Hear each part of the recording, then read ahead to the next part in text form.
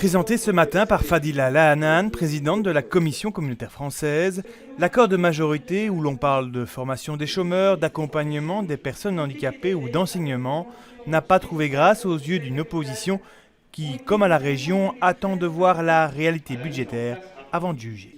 Aujourd'hui, on nous dit on va faire plus pour l'ambulatoire, on va faire plus pour les personnes âgées, on va faire plus pour la formation. Mais encore une fois, faut-il répondre sur le comment on va financer tout cela. Très pompeusement, on annonce 20 000 places de formation en plus. Quand on regarde les chiffres, c'est plutôt environ 2 900 places en plus.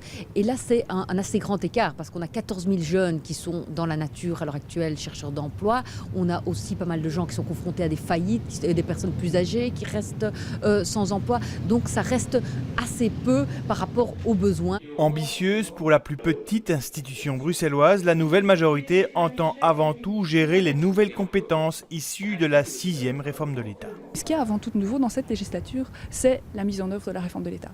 Et qu'est-ce qu'on va faire pour cette mise en œuvre? Et ça transparaît dans l'accord, c'était notre volonté, ça sera le cas, c'est la cohérence des politiques. C'est ouvrir des portes entre les différentes institutions, la région, la COCOM, la Commission communautaire française, utiliser ces portes de la manière la plus adéquate pour créer de la cohérence dans les politiques. PS, CDH et FDF de rappeler en chœur leur intention de désormais voir la région mieux financer la formation des demandeurs d'emploi bruxellois.